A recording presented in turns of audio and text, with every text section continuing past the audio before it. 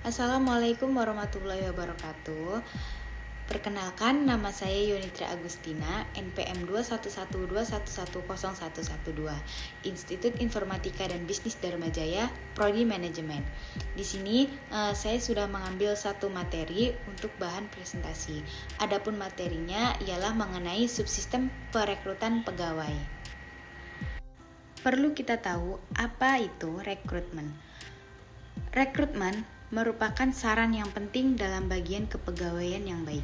Menurut Subaghi dan Jauhar pada tahun 2012, rekrutmen atau perekrutan diartikan sebagai proses penarikan sejumlah calon yang berpotensi untuk diseleksi menjadi pegawai.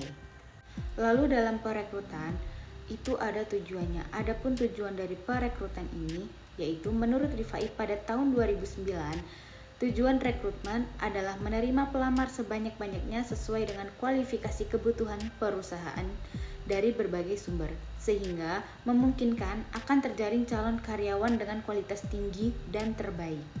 Di dalam subsistem perekrutan pegawai itu terdapat dua metode. Adapun metode yang pertama adalah metode tertutup dan metode terbuka. Apa itu metode tertutup? Metode tertutup adalah proses rekrutmen yang dilakukan dengan mencari calon karyawan dari internal perusahaan. Dalam arti kita mencari pegawai itu dari dalam perusahaan itu sendiri. Metode ini dapat dilakukan dengan cara demosi. Apa itu demosi? Demosi yaitu artinya penurunan jabatan. Dan yang kedua atau disebut dengan rotasi. Rotasi itu perpindahan jabatan. Lalu yang kedua adalah metode terbuka. Apa itu metode terbuka? Metode terbuka adalah pelaksanaan rekrutmen yang diumumkan melalui iklan di media massa. Dalam arti, dia terbuka.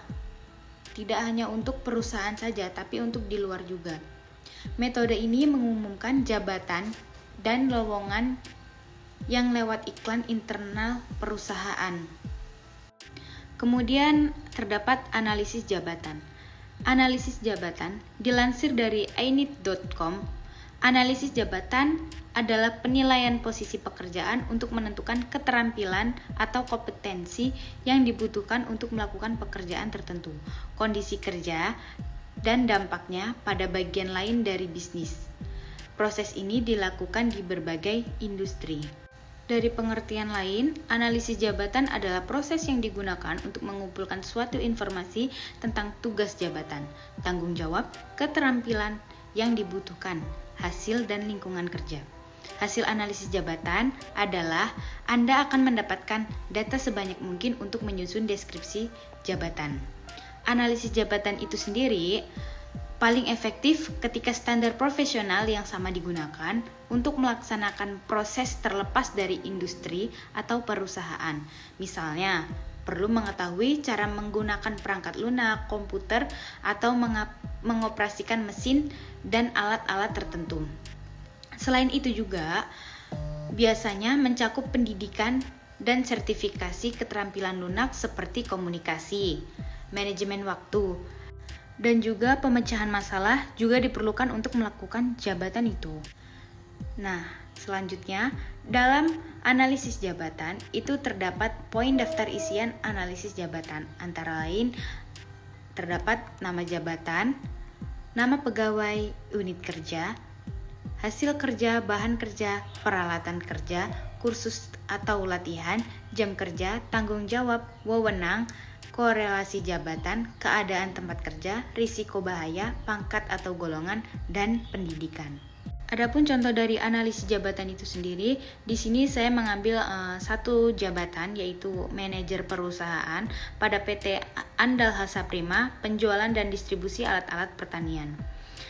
Di sini nama jabatannya adalah manajer perusahaan, nama pegawainya adalah Yunitri Agustina. Lalu di sini terdapat hasil kerja. Hasil kerja yaitu seorang manajer sudah pasti melakukan yang namanya perencanaan mengatur timnya untuk mencapai tujuan. Jadi di sini hasil kerja itu adalah hasil kerja dari manajer perusahaan itu sendiri. Selanjutnya terdapat bahan kerja. Bahan kerja adalah bahan-bahan yang memang dipakai di dalam perusahaan itu sendiri. Contohnya dalam perusahaan itu butuh yang namanya mesin ketik untuk mengetik surat. Lalu bahan kerja selanjutnya terdapat konsep surat masuk. Peralatan kerja yaitu peralatan yang digunakan untuk melakukan pekerjaan. Salah satunya mesin ketik untuk mengetik surat, buku pencatat acara, agenda, dan alat tulis lainnya. Lalu dalam analisis jabatan di sini terdapat jam kerja. Jam kerja ini adalah jam operasional di dalam perusahaan itu sendiri. Dan di perusahaan PT Andalhasa Prima ini beroperasi pada hari Senin pukul 8 sampai 16 sampai dengan hari Sabtu. Lalu terdapat tanggung jawab. Tanggung jawab di sini adalah tanggung jawab sebagai pemilik jabatan. Di sini pemilik jabatan adalah manajer perusahaan. Tanggung jawab manajer di perusahaan punya peran yang cukup beragam, dari menangani karyawan hingga mengurus pekerjaan. Peran manajer juga adalah mengelola segala hal di dalam perusahaannya.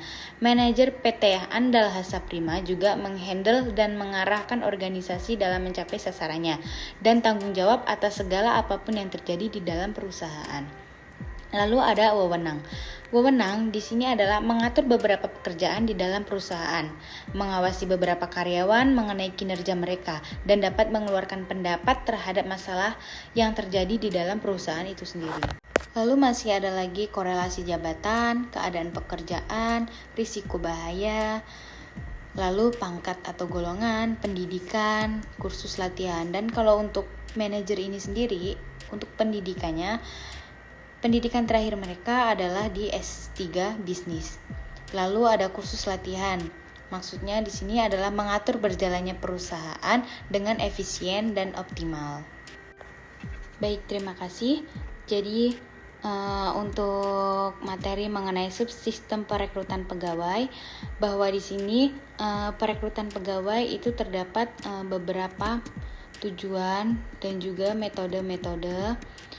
Lalu dalam analisis jabatan juga itu sudah terdapat beberapa poin daftar isian untuk analisis jabatan. Cukup sekian pembahasan dari subsistem perekrutan pegawai. Saya akhiri. Terima kasih. Wassalamualaikum warahmatullahi wabarakatuh.